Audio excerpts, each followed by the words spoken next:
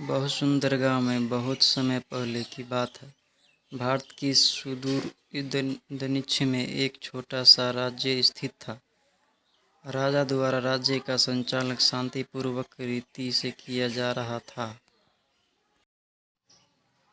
एक दिन अचानक उसे खबर मिली कि एक बड़े राज्य की सेना की एक बड़ी टुकड़ा उसके राज्य पर आक्रमण के लिए आगे बढ़ रही है। वह घबरा गया क्योंकि उसके पास उतना सैन्य बल नहीं था जो उतनी बड़ी सेना का सामना कर सका। उसने मंत्रणा हेतु सेनापति को बुलाया। सेनापति ने पहले ही हाथ खड़े कर दिए। वह बोले, महाराजा, इस युद्ध में हमारी हार निश्चित है। इतनी बड़ी सेना के सामने हमारी सेना टिक नहीं पाएगी, इसलिए इस युद्ध को लड़ने का कोई औचित्य नहीं है। हमें अपनी सैनिकों के प्राण गंवाने के बजाय पहले ही हार स्वीकार कर लेनी चाहिए। सेनापति की बात सुनकर राजा बहुत निराश हुआ। उसकी चिंता और बढ़ गई। वह समझ नहीं पा रहा था कि क्या करे और क्या न करे। अपनी चिंता से छुटकारा पाने के लिए वह राज्य से के संत के पास गया। संत को उसने पूरी स्थिति में अवगत कराया और बताया कि सेनापति ने तो युद्ध के पहले ही हाथ खींच लिए। ये सुनकर संत बोले, राजन, ऐसे सेनापति को तुरंत उसके पद से हटाकर कारागृह में डाल देना चाहिए। ऐसा सेनापति जो बना लड़े हार मान रहे हैं, उसे सेना का नेतृत्व करने का कोई अधिकार नहीं है।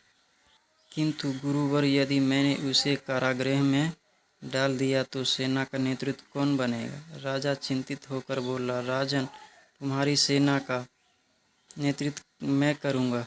संत बोले। राजा सोच में पड़ गया कि संत युद्ध कैसे लड़ेंगे। उन्होंने तो कभी कोई युद्ध नहीं किया है।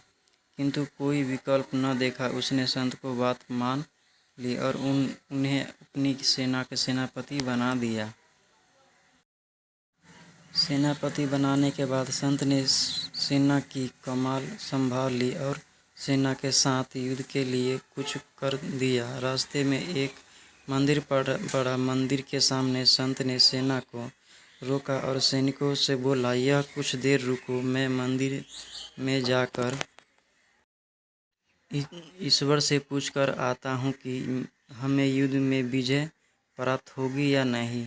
ये सुन सैनिकों ने चकित होकर पूछा, मंदिर में तो भगवान की पत्थर की मूर्ति है, वह कैसे बोलेगी?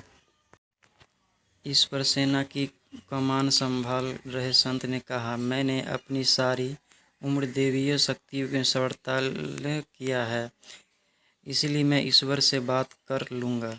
तुम लोग यहीं रुककर मेरी प्रतीक्षा करो।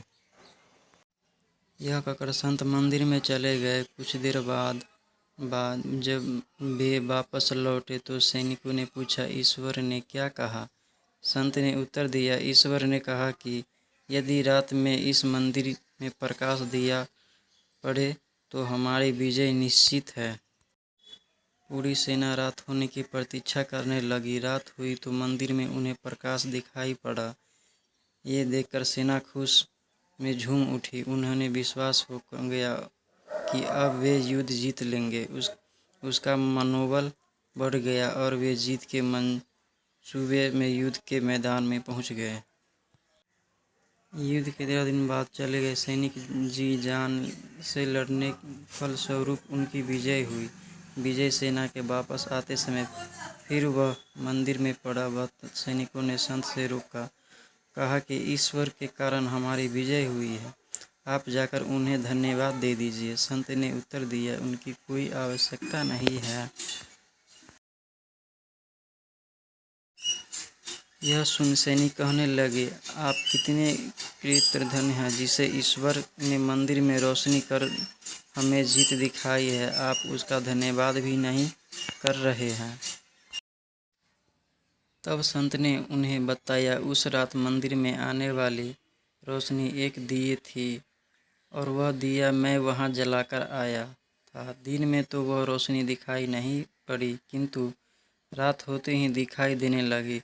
दिए की रोशनी देखकर तुम सबने मेरी बात पर विश्वास कर लिया कि युद्ध में विजय हमारी होगी। इस तरह तुम सबका मनोबल बढ़ गया और तुम जीत गए। विश्वास के साथ युद्ध के मैदान में गए और असंभव लगने वाली विजय तुमने प्राप्त की।